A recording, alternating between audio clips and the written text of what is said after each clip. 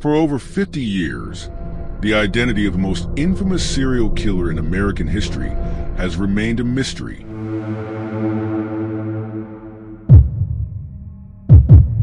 Known only by the name the Zodiac, this cold-blooded killer taunted the police, the media, and an entire nation with cryptic letters, ciphers, and threats. But who is he really?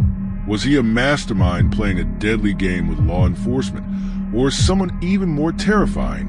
Tonight, we dive deep into the chilling story of the Zodiac Killer. Prepare to uncover the truth as we unveil a mystery that continues to haunt us to this day.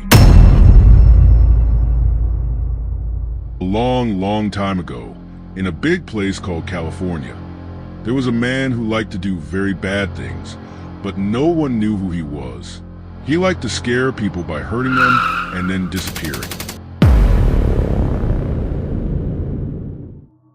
Every time someone tried to catch him, he seemed to slip away like a shadow.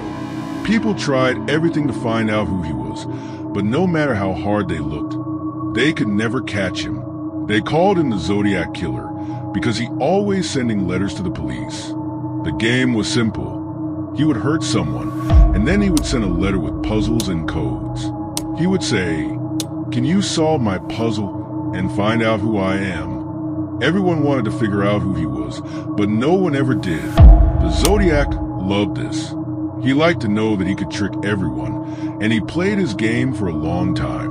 The police were always a few steps behind him, and they could never figure out where he would strike next. He became a mystery, and a very scary one at that. People everywhere started to worry that the Zodiac could be anyone, maybe someone they knew, or someone living just around the corner. The Zodiac's first victims were two young people named Betty and David. They were just kids, walking down a road one evening, when the Zodiac showed up and hurt them in a way that no one expected. The police found them, but there were no clues that could tell them who did it. The Zodiac was clever. He knew how to hide. But just when the police thought they could never catch him, something strange happened. On the 4th of July, 1969, the Zodiac attacked again.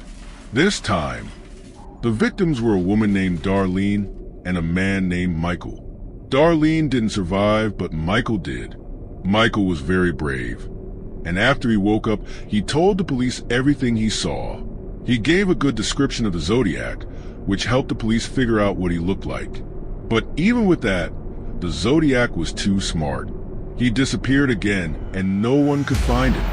The more the police tried to solve the mystery, the more it seemed like the Zodiac was always one step ahead.